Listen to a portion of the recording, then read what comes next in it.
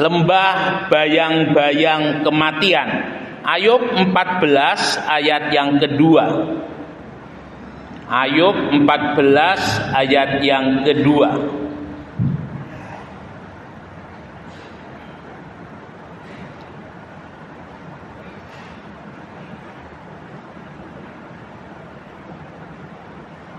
Ayat 14 ayat 2.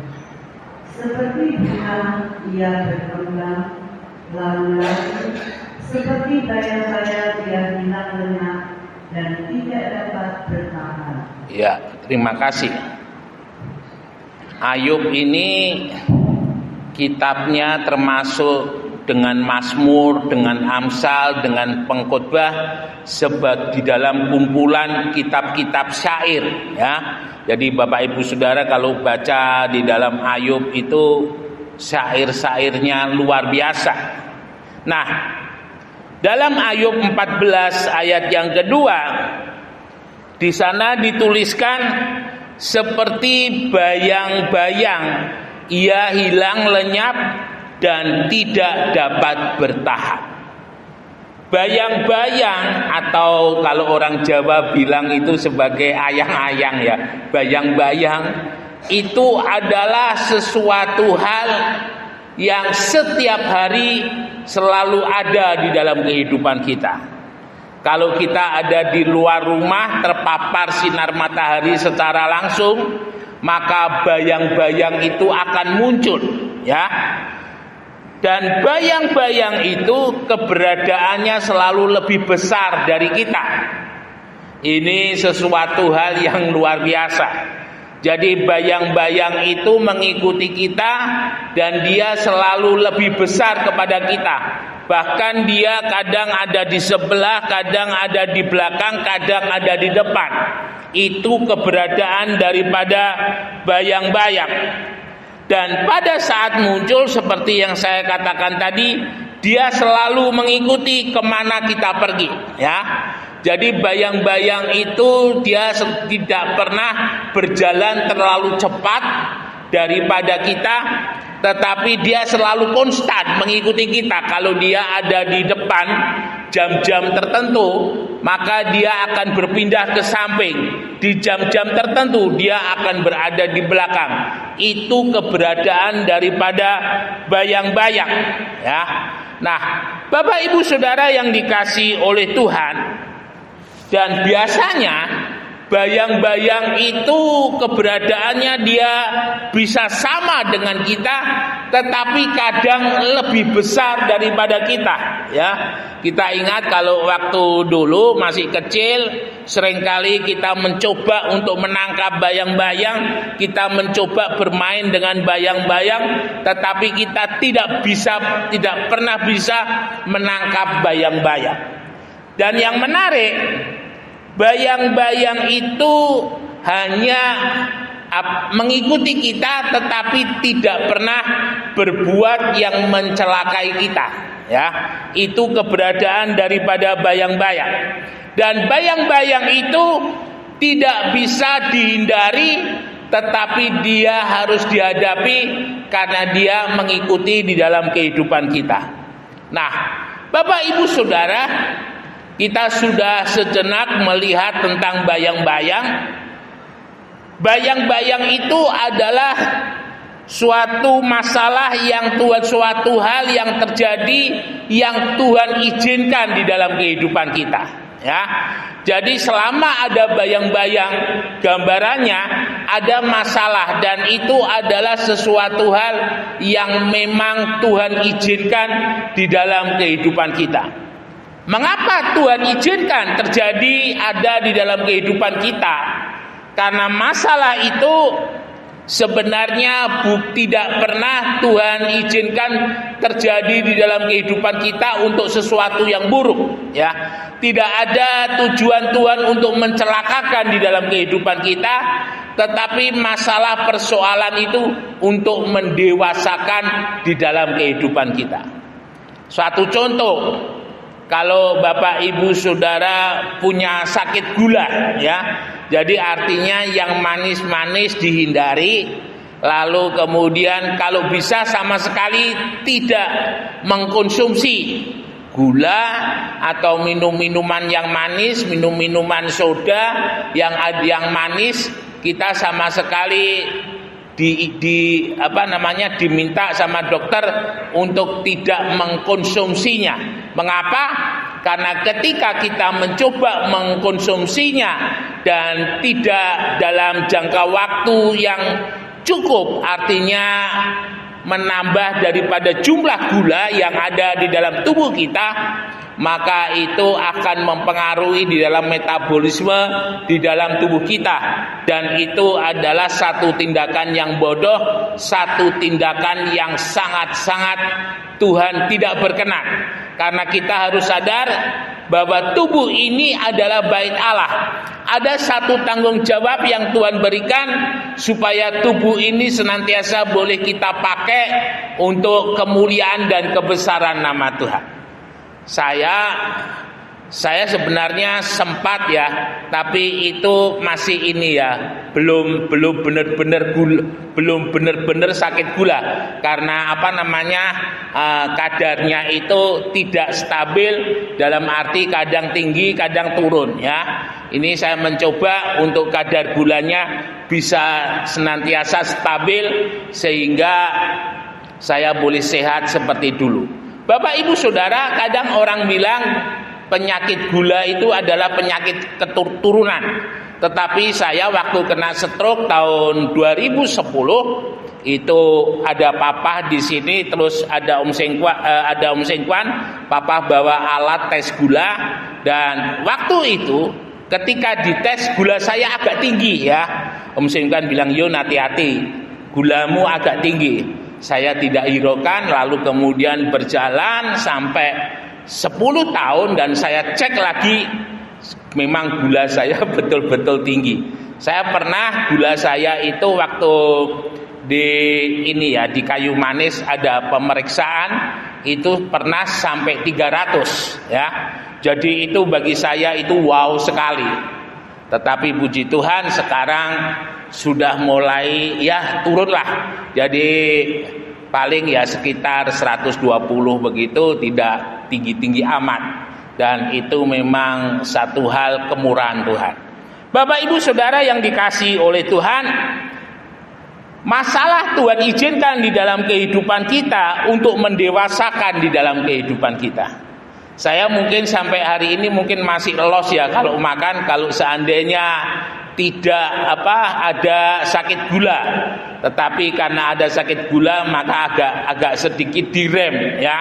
Jadi kalau makan makanan tertentu memang saya batasi. Kalau umpamanya manis begitu ya paling tidak 1 minggu 1 kali, maksimal 2 atau 3 kali ya. Karena dengan adanya undangan-undangan yang ada. Nah, Bapak Ibu Saudara yang dikasihi oleh Tuhan, masalah yang kita hadapi itu kadang kecil, kadang besar. Kita tidak bisa memilih mana masalah yang kecil yang kita minta dan masalah yang besar yang kita tolak. Tetapi masalah itu baik di dalam skala kecil, di dalam skala besar itu akan datang di dalam kehidupan kita. Tetapi yang menjadi satu hal yang harus kita ingat, Tuhan izinkan setiap masalah atau persoalan terjadi di dalam kehidupan kita untuk mendewasakan di dalam kehidupan kerohanian kita. Ya, kadang ada orang ketika dia menghadapi masalah, larinya mungkin minum minuman keras, ya, atau mungkin yang biasa rokoknya 1 batang sekarang berbatang-batang dalam waktu singkat. Katanya untuk menghilangkan stres. Dia menghilangkan stres di sisi yang lain, tetapi di sisi yang lain menumpuk penyakit di dalam tubuhnya. Nah, Bapak Ibu Saudara yang sekalian yang dikasihi oleh Tuhan, ada satu hal yang harus kita sadari. Masalah Tuhan izinkan terjadi tidak untuk kita hindari, tetapi untuk kita hadapi. Masalah itu sebenarnya untuk mendewasakan iman kita kepada Tuhan. Ya, orang percaya ketika dia beriman sebenarnya adalah merupakan hasil dari pengalaman-pengalaman ketika berjalan bersama dengan Tuhan di waktu-waktu yang lalu. Kadang di satu waktu Tuhan izinkan, saya hanya sedikit memberi gambaran ya, Tuhan izinkan di dalam kehidupan kita istilahnya tidak mempunyai apa-apa. Tetapi di sisi yang lain Tuhan bisa kirim, mengutus orang-orangnya, mengutus utusannya untuk datang memberkati di dalam kehidupan kita. Nah, ini menunjukkan bahwa Tuhan tidak pernah lepas di dalam kehidupan kita. Kadang Tuhan izinkan masalah dan persoalan, tetapi di sisi yang lain tanpa kita sadari Tuhan menyiapkan orang-orang yang akan menolong di dalam kehidupan kita. Nah, ini adalah sesuatu hal yang memang Tuhan mau supaya kita sebagai orang percaya sadar Tuhan tidak pernah meninggalkan kita. Immanuel itu selalu menyertai kita. Dan di saat-saat yang paling genting, di saat-saat yang paling penting, yang sudah Tuhan siapkan untuk menolong kita itu Tuhan berikan. Kadang kita berpikir, oh gak mau toh Tuhan, itu menurut kita. Tetapi kita harus sadar, pertolongan Tuhan, berkat Tuhan itu sesuai dengan waktunya Tuhan, bukan waktu kita. Ya, nah ini yang kadang kurang kita sadari. Bapak Ibu Saudara yang dikasihi oleh Tuhan, kita melihat mengapa bangsa Israel ketika keluar dari Mesir, mereka Tuhan izinkan menghadapi masalah-masalah yang lumayan besar, kalau boleh saya katakan masalah-masalah yang tidak pernah dihadapi. Jadi bangsa Israel itu menjadi satu bangsa ketika Abraham memperanakan Ishak dan Ishak memperanakan Yakub. Yakub mempunyai 13 anak, 1 perempuan dan 12 laki-laki. Dan 12 anak daripada Yakub ini merupakan cikal bakal dari 12 suku bangsa Israel, ya. Dan satu hal yang kita harus tahu, awal mula bangsa Israel itu dimulai ketika Yakub pindah ke Goshen. Goshen itu adalah satu tempat yang diberikan oleh Yusuf pada saat Yusuf menjadi raja Mesir. Dan pada saat itu Yusuf meminta supaya Yakub dan keluarganya pindah ke Goshen. Firman Tuhan mencatat lebih kurang ada 60 orang ketika pertama kali Yakub membawa keluarganya ke Goshen.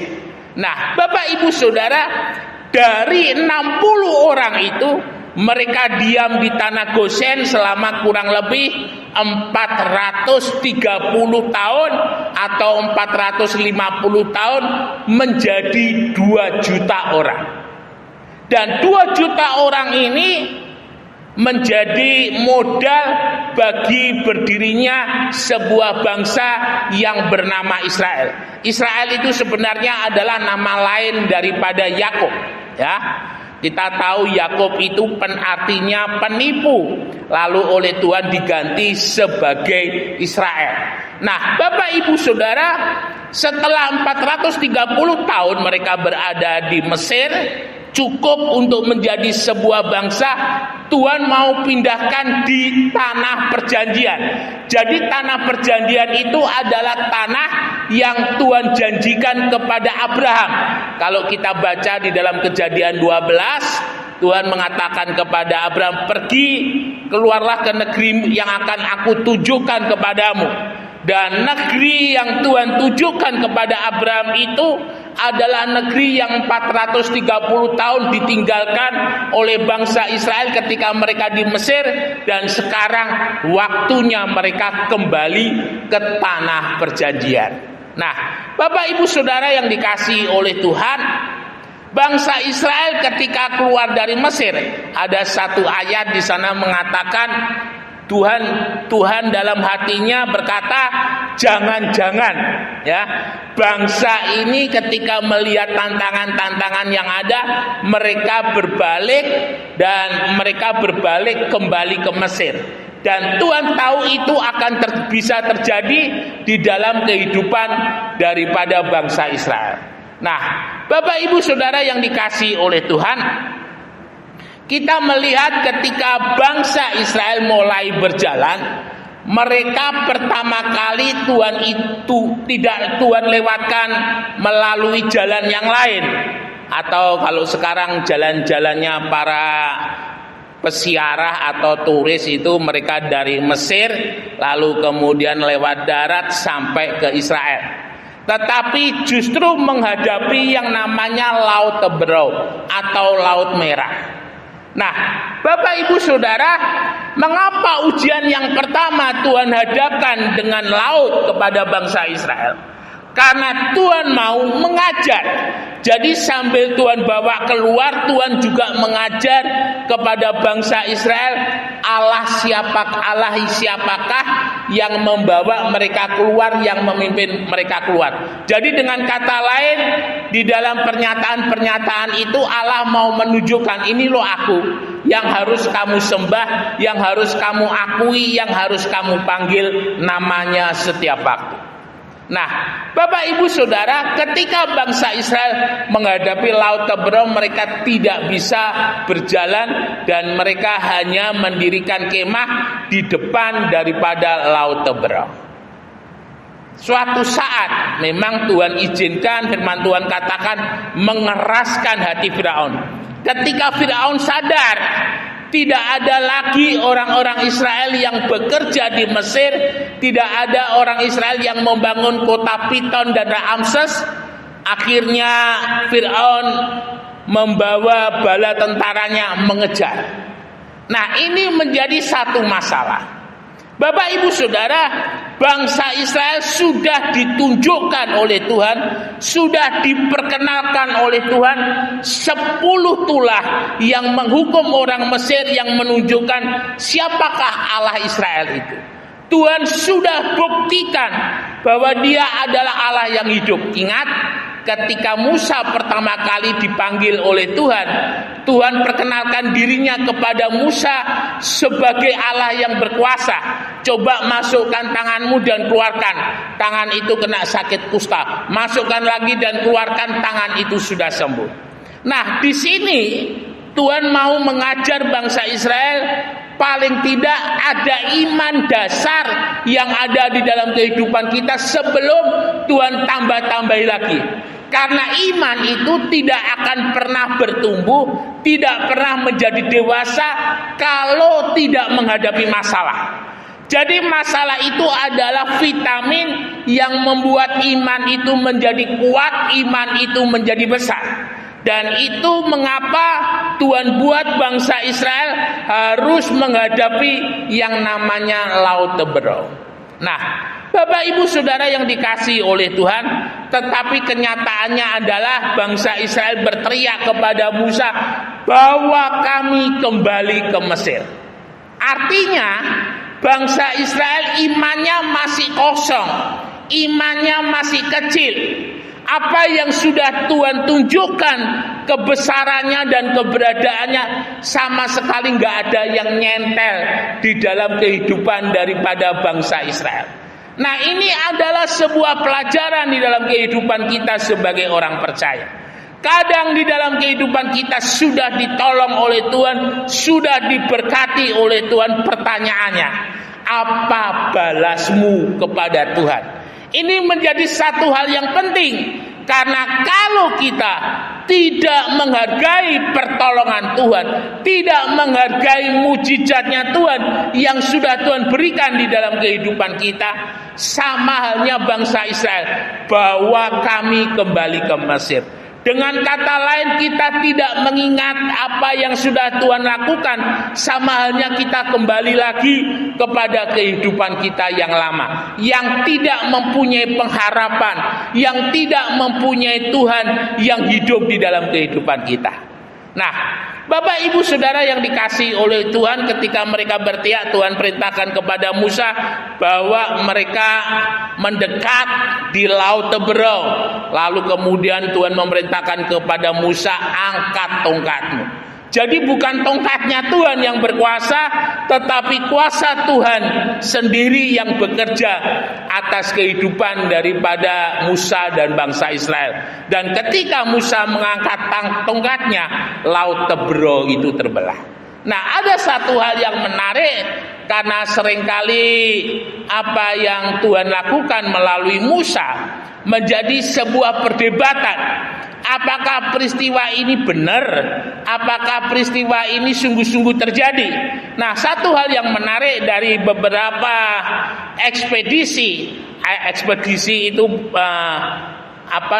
satu perjalanan yang dilakukan oleh, kalau tidak salah Ron West itu salah satu seorang teolog Kristen, ketika dia secara diam-diam mencoba untuk melihat apa sebenarnya yang ada di bawah daripada Laut Merah, dan ternyata di sana ditemukan ada banyak peninggalan sisa-sisa daripada tentara Mesir yang mengejar bangsa Israel pada saat itu. Nah, ini menjadi satu bukti bahwa peristiwa keluarnya bangsa Israel dari Mesir itu adalah peristiwa yang benar-benar terjadi. Bapak Ibu Saudara, ketika setelah mereka lewat dari Laut Tebro, makanan mereka habis. Mereka tidak belajar dari apa yang sudah Tuhan lakukan di depan mata mereka, tetapi mereka kembali, Musa bawa kami kembali ke Mesir. Bangsa Israel tidak pernah mengatakan, Tuhan, mengapa ini harus terjadi? Tetapi hambanya Musa itu selalu yang menjadi sasaran mereka. Bawa kami kembali Mesir. Dan Tuhan katakan, jika bangsa Israel menolak Musa, itu sama halnya dengan menolak Tuhan.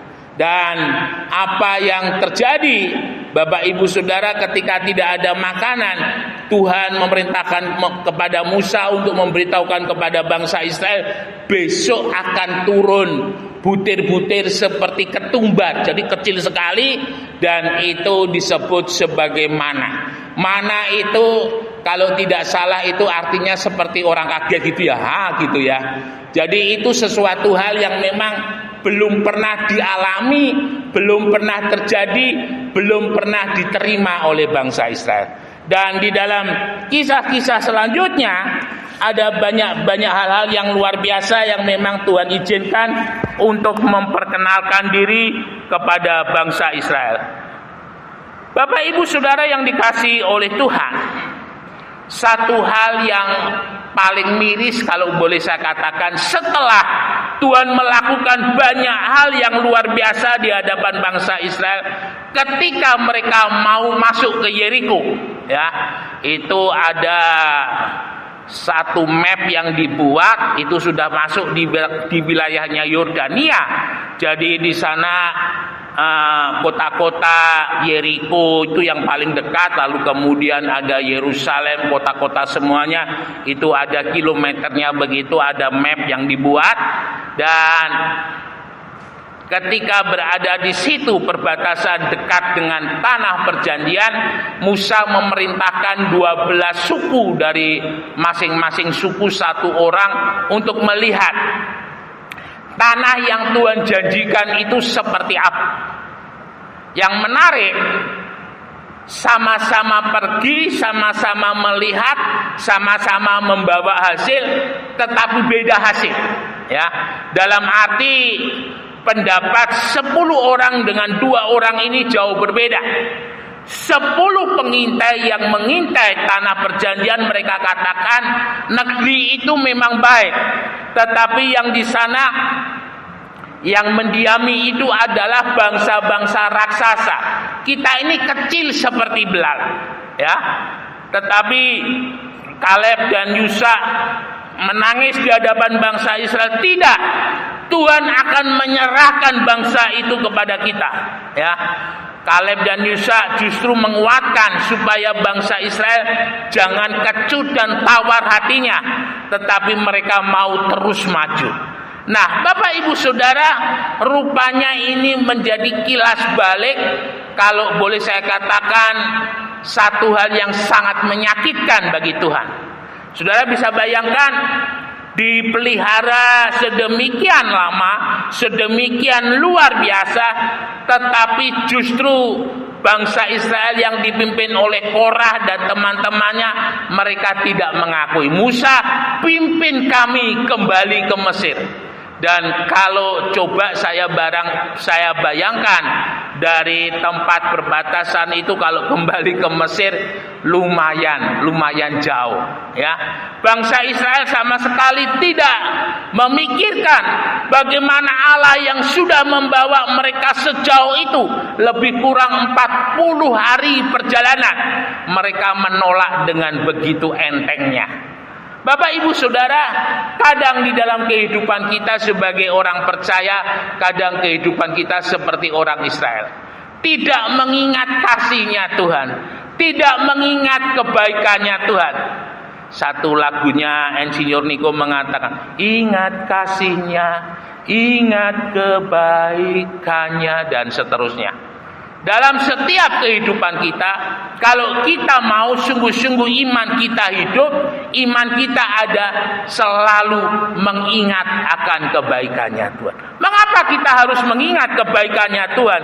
Kalau dulu Tuhan tolong, hari ini pun Tuhan juga tolong, esok pun juga orang tolong. Tuhan tolong, itu adalah prinsip di dalam kehidupan kita. Tidak ada waktu di dalam kehidupan kita yang Tuhan tidak tolong. Karena Immanuel, Tuhan nyatakan, Tuhan berikan di dalam kehidupan kita untuk selalu kita boleh ingat. Immanuel adalah Allah yang menyertai kita.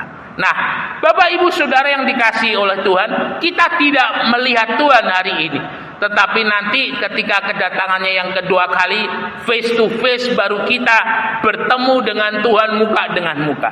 Tetapi sampai dengan hari ini, yang kita bisa lakukan untuk tetap ada bersama-sama dengan Tuhan, iman. Iman itu adalah percaya dan mempercayakan apa yang ada di dalam kehidupan kita kepada Tuhan. Ketika kita beriman, ketika kita percaya, kita tahu Tuhan tidak pernah meninggalkan kita. Dan itu yang akan terjadi di dalam kehidupan kita. Seberapa kuat saudara mempercayakan hidup saudara kepada Tuhan, Tuhan pasti tolong, Tuhan pasti berkati. Semakin kita berserah, semakin kita menyerah, semakin kita melihat pertolongannya Tuhan itu terjadi di dalam kehidupan kita. Bapak Ibu Saudara yang dikasihi oleh Tuhan, sebagai orang percaya, setiap kali kita menerima firman, maka firman itu menjadi tuntunan yang nyata di dalam kehidupan kita, menjadi sebuah rema yang hidup di dalam kehidupan kita, dan itu yang akan membawa dalam kehidupan kita terus naik level. Nah, itu yang dialami oleh bangsa Israel. Dia melewati lembah bayang-bayang maut. Dia berjalan bersama dengan Tuhan, tetapi tidak mau dipimpin oleh Tuhan. Lembah bayang-bayang maut, kita ada bersama-sama dengan Tuhan, tetapi Tuhan selalu aktif untuk memimpin dan melindungi di dalam kehidupan kita. Biarlah kita sadar, kita bukan apa-apa, kita bukan siapa-siapa. Jika sampai dengan hari ini kita ada oleh karena kemurahan Tuhan. Hari ini kita boleh ada oleh kasih-Nya Tuhan. Dan biarlah dari hari ke hari, semakin kita sungguh-sungguh, semakin kita melihat kasih dan kemurahan-Nya Tuhan menyertai atas kehidupan kita sampai selama-lamanya. Immanuel, Tuhan Yesus memberkati, beri kemuliaan bagi nama Tuhan.